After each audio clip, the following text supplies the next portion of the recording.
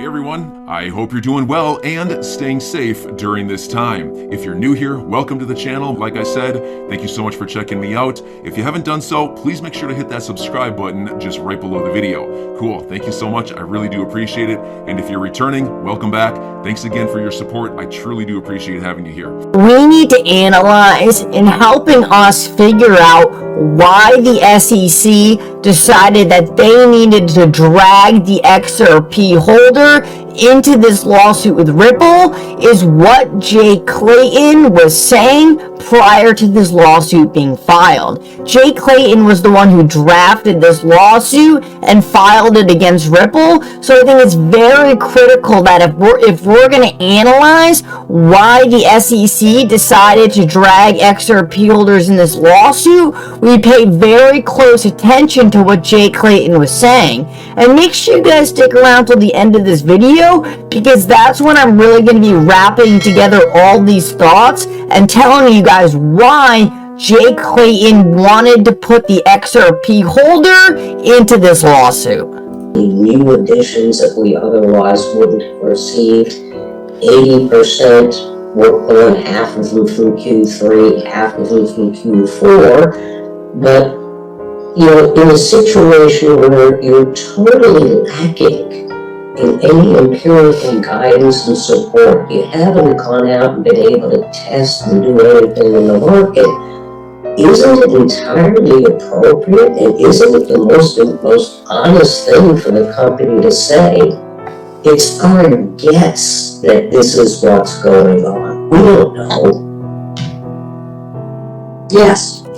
So first of all, right there, and I'm going to keep playing this clip, Joseph Grunfest goes to Jay Clayton and says, how do you expect these companies to know what's going on if you're not providing them any rules? So aren't these companies doing the best they can by simply assessing the market regulations for what they've been given and then doing their best to follow these rules?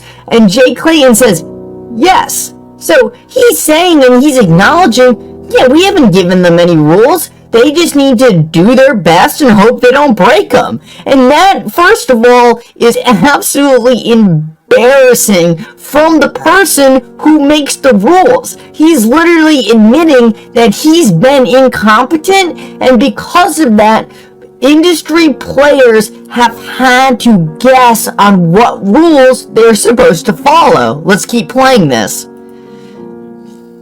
So in that context, it's entirely legitimate for companies to say, this is what we see happening, and this is our guess as to what might actually occur. Guessing here, it's the only thing we can do in some of these situations. Yeah, but we're quibbling over words, Joe. I mean, We're lawyers. We have to quibble over words. Wow. Notice what he says there. We're quibbling over words. And look at Jay Clayton's reaction here. Joseph Grunfist says, of course we're quibbling over words. We're lawyers. Words are critical. Words mean things. Words are how the industry figures out what is legal and what is illegal. And what does Jay Clayton do as a response to this? He laughs in his face.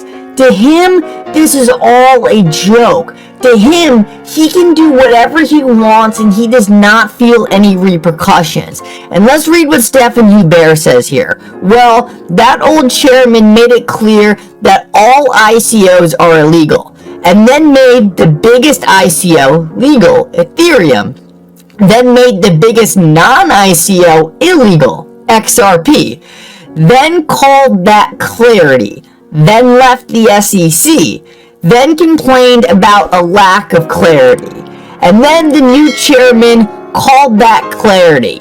Guys, what Stephen Hubert is pointing out is that the SEC officials like Jay Clayton feel like they can say whatever they want do whatever they want to do when they're in power and have absolutely zero obligation for anything they say or do. This is a horrible precedent to be setting for people in government who are supposed to be representing the people who they serve and providing clarity to markets that desperately need it. We can see right here, Jay Clayton thinks he can say whatever he wants and not be held accountable for his actions. With that said, I tweeted out, Jay Clayton seems like a smooth brain compared to Joseph Grunfist. Clayton, we are quibbling over words. Grunfist, we are lawyers. We have to. I have said multiple times that the SEC on paper created a lawsuit that was unwinnable for the agency. Clayton's incompetence may be the reason XRP holders were dragged into this lawsuit. And what I want to point out is a little while back, I tweeted out, this right here is the most fascinating part about the Ripple vs. SEC case. Not the ETH free pass or even the fake fraud allegations against Brad Garlinghouse and Chris Larson. It is that the SEC has insisted in arguing the ridiculous notion that XRP itself is a security.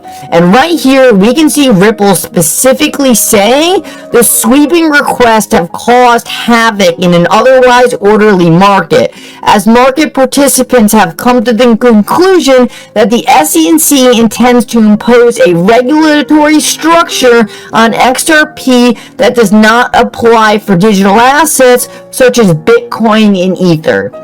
Right here, Ripple is directly calling out the SEC for their inconsistent regulations. And in my opinion, this has to do with a lot of the fact that Jay Clayton doesn't think words matter. He thinks he can say whatever he wants, go after whatever project he feels like, and simply throw his power around and make people bow down to him. He doesn't feel like he has to be held accountable to anything he says, and he thinks he can walk into a market and everyone will simply treat him as God, follow his rules, and not question him.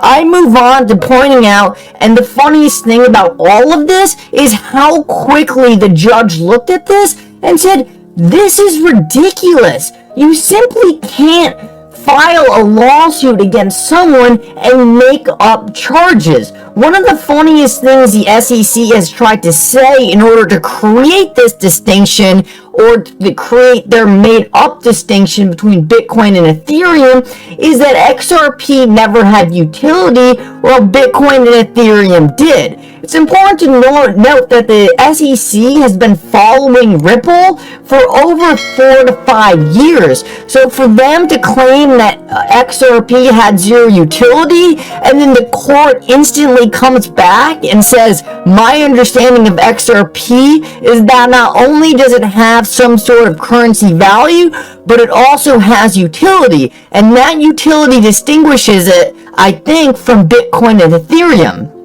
This right here shows that the SEC obviously knew that XRP had utility. There was no way they could be studying XRP for 4 to 5 years when thinking about filing this lawsuit and not come to the conclusion that XRP has inherent utility, and then the court, after only 4 months of analyzing the suit, instantly comes to the conclusion that XRP actually has more utility than Bitcoin and Ethereum. What this shows is the SEC thought they could simply make up this claim and people would blindly believe them. Jay Clayton believed he could say XRP had no utility and the court would believe him because he's Jay Clayton. Jay Clayton does not feel responsible for the things he says. He thinks people will blindly believe him because he has power. He thought that he could lie to the court and create his own narrative and they would believe him.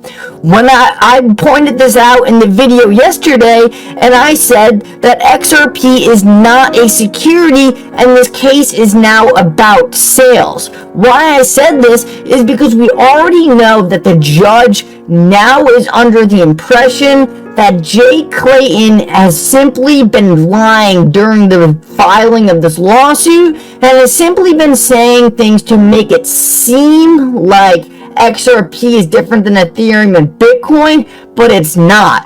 Therefore, I believe for the most part, XRP holders will be removed from this lawsuit, but that doesn't necessarily tell us why they were put in the lawsuit to start. I want to keep moving and just point out two other major consistencies in things the SEC has said before I tell you guys exactly why I think the XRP holder was dragged into this. So, one thing is, and I thought this was pretty funny, is Stephen Hubert tweets out that actually the lead prosecutor in the Ripple case was also a prosecutor in the Telegram case. In this case, he said that in order for a blockchain to be truly decentralized, every single person must have an opportunity to be a validator on the network. Well, he says, Stephen Hubert says, if this is the case, then XRP is decentralized based on the things the SEC has said. And this is just another inconsistency of the SEC thinking that it can go say something in the past and then change the rules depending on the scenario at play. They said clearly in the Telegram case that if every single person who wants to be a validator can act as a validator, the blockchain is decentralized. XRP fits perfectly into this mold, and yet they go after XRP and says it has no utility. The SEC also goes on to say that XRP is a sophisticated blockchain. How can you be a sophisticated blockchain with no utility? It doesn't make any sense. What it shows is the SEC does not feel like they have to listen to the things they've said in the past.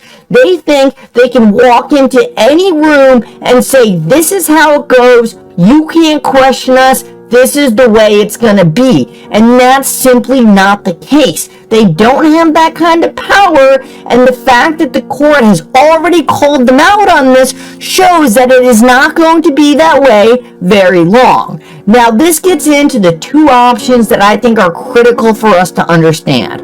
One is incompetence corruption with a terribly drafted case.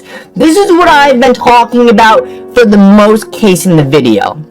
In this option, it would be that Jay Clayton, William Hinman wanted to give ETH a free pass. They also wanted to stall XRP and stall Ripple, so to do this, they tried to launch a lawsuit against Ripple stating XRP was a security. In doing so, because Jay Clayton is so stupid, he actually launched a lawsuit that didn't make any sense and launched a lawsuit that the SEC couldn't win. And that was because he was trying to say things that fundamentally didn't make sense and went against guidance issued by his own agency. Option one is incompetence, corruption with one of the worst drafted cases in history, and I think one that we win in the end. Option two is that this was all a setup. It was to create a legal distinction between the sales and the token itself. And what I mean by this is the SEC and Jay Clayton purposely go into this case. They know they have a case against Ripple for selling XRP in a security contract manner, meaning that the sales of XRP was securities, but not necessarily the token themselves. Right here, they have a slam dunk case and actually have a decent path forward in able to persecute Ripple for selling XRP like a security. So with that said, why would you tack on that XRP was inherently a security if you knew it went against decades of your own agency guidance? That is where we get into the option that the only reason that was ever brought up was to create a distinction in the courts, make it obvious to the market. I'm your guy. I will keep you posted. I'm your advocate. I'll be back on a daily basis, usually multiple times per day, with these videos to keep you updated with everything going on. So I hope you enjoyed the video. If you haven't done so, make sure to hit that subscribe button. Feel free to share any of my videos with your friends, family, social media, or anybody who may care to listen. Thanks so much for your continued support. I'm always here for you. I want to help you through this time. So thank you so much for continuing to choose me. Enjoy your day, stay safe, and I'll catch you again probably in a couple hours. Thanks, everybody. See you later.